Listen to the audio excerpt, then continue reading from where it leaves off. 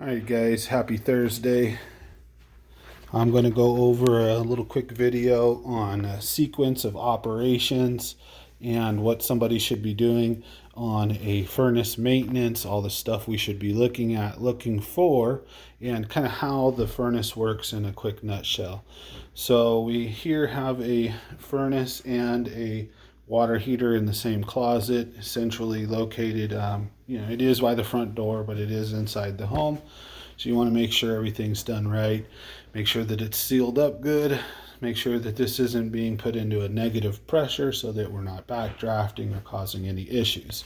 So one thing I want to point out real quick, customer was stating that they get a little bit more airflow upstairs than they would desire, and downstairs is a lot less warm, and we're in an area that doesn't have air conditioning right now in this particular spot, and so it's heat only, and so you're going to need more heat downstairs than upstairs actually. And it also depends on windows, square footage, all kinds of different factors, but air takes the path of least resistance. So we have the return right here, so we have a washable filter in there. And the air just basically shoots right up through the furnace, and it's going to go, 70-80% of the air is going to go through these two ducts. This one in particular is bigger, so it is going to get more air. And this guy right here is located low on the plenum instead of high on the plenum, and is going to be getting a substantially less amount of airflow. So that's right off the bat, on the design of it. Now looking at the furnace, what's going to happen is when we turn it on, the first thing that's going to happen is this motor is going to turn on to clear out any fumes that may be in the system, and to just prove a draft that there's no birds, squirrels, anything in the flue pipe, that it's safe to go ahead and turn on. This switch will prove that this motor is running because it is connected to the motor housing with a little rubber tube. It's called a pressure switch. Once this switch closes, makes a little clicking noise, then it sends a signal down to the control board saying, hey, everything's good. Now that signal will also go through a series of safety switches. Some of them you can reset, some of them you cannot. And like this one right here is a manual reset rollout switch. These are auto resets. That's your high limit. This is your draft, your flue, and there is one of your rollouts. Once all the safety switches are closed and the system says, hey, I'm okay to turn on, then the system will energize the signal to go ahead and turn on the hot surface igniter, which will start glowing orange.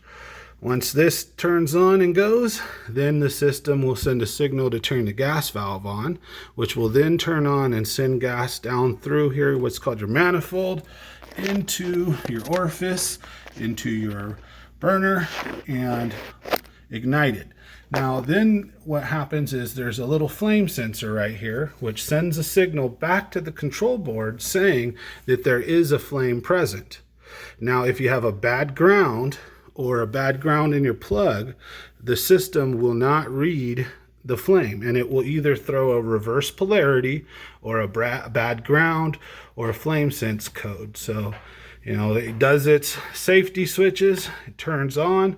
Once the heater is on, the flame sensor is sending the signal saying everything is good. The heater will maintain running for a certain set period of time, say 30 to 60 seconds. So you got your blower off delay. The other would basically be blower on, which is preset. So basically it allows the machine to warm up. Once it's warmed up, then the fan will kick on and go ahead and start moving air. Now what we want to look for and what we want to do is, it's extremely important to check our gas pressure. Make sure on natural gas it's 3.5. If it's single stage, if it's propane, it needs to be set at 10. And if it's two stage, you need to make sure that your high and low are both set.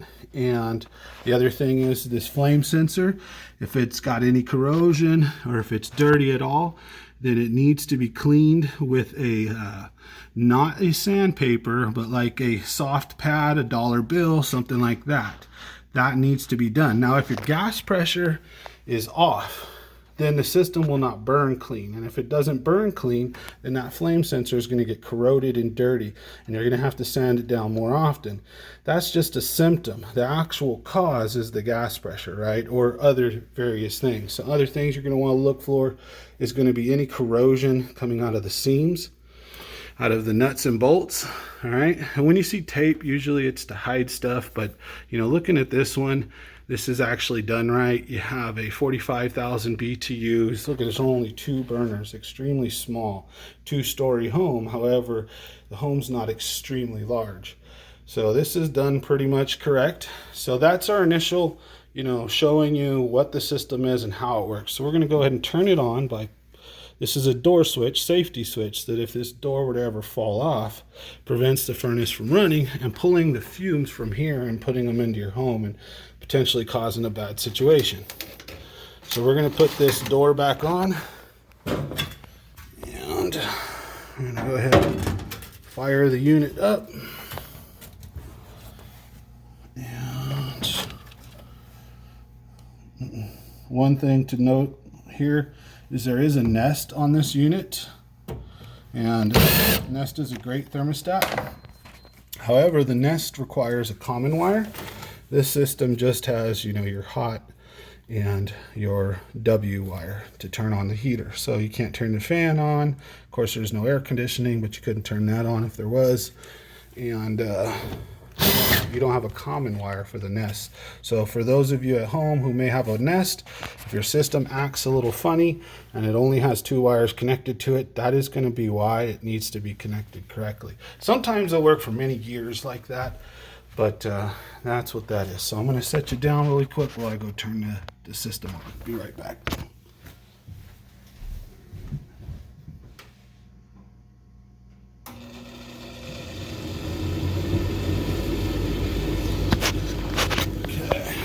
Also, while we're here, we're going to check amp draws on everything.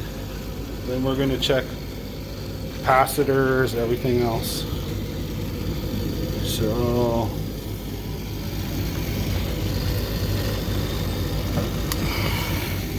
our inducer is pulling 0.55. I'm a little close to the coil, so looks like it's going up 0.63. See, so it's already did its safety check. Here's the flames.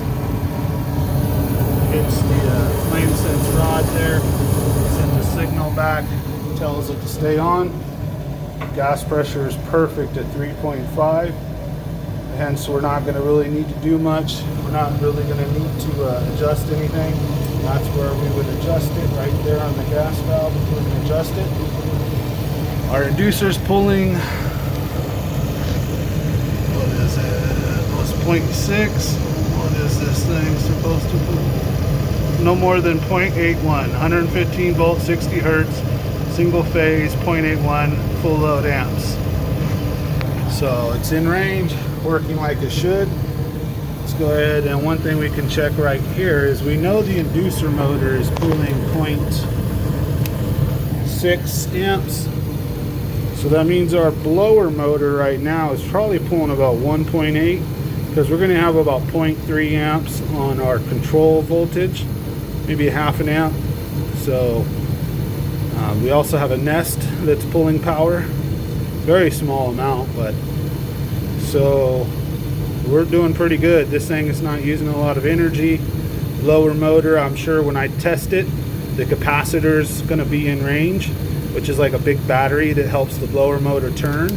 And if the capacitor was out of range, blower motor would be pulling a higher amp draw. So this unit, just already just looking at it really quickly, looks like it's going to have a very good clean bill of health. So we're going to go ahead and open it up and check some more. But for now, that's it, guys. Don't forget to like, subscribe, and share. We'll see you on the next one.